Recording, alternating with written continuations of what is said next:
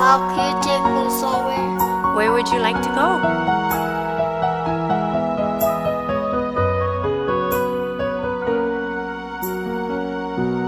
She had cloud more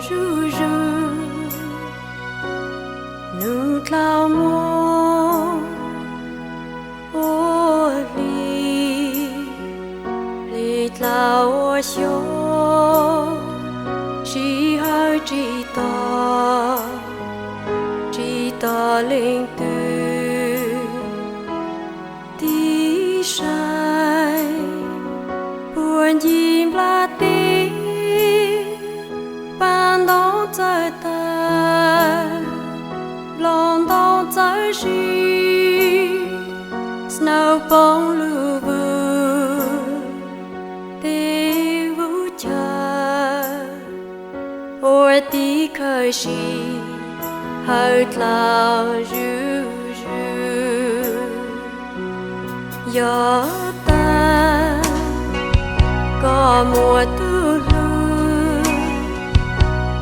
ta chỉ hơi du nhỏ hà lu can gì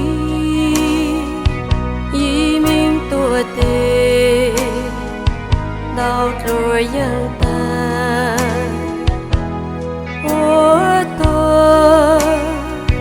rong cho yêu chi tôi nên luôn chi lưu thọ và chi kỹ chi lưu kỹ mô trô vì thấu cơ tê đời ta nhỏ mô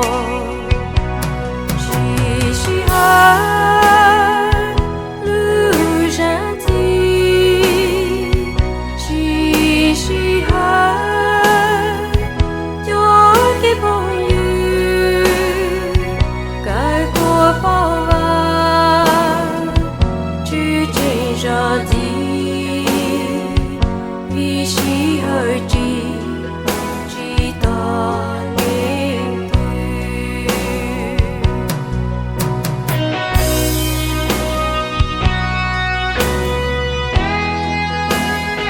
Taking me, Mom. Sure, I enjoyed it too. We'll have to do it again soon. Come here. I love you. I love you too.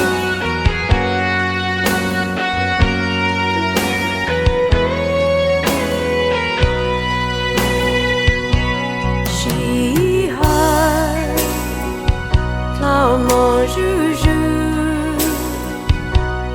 new cloud more.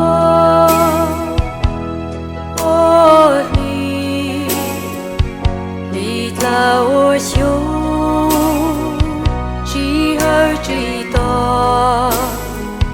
chỉ ta lên từ tí sai buồn chim la tí ban đón trời ta lòng đón trời gì snow bóng lưu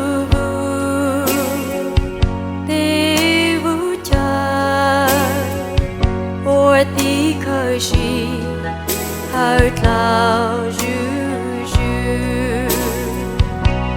gió ta có mùa tu lu ta chỉ hơi du nhỏ hà lu can gì y mình tua tê đau rồi dân ta ô tô rong cho yêu chi tôi ní luôn chi lưu thọ và chi kỹ chi lưu kỹ mô trô vì thấu cơ tê đời ta nhỏ mô chỉ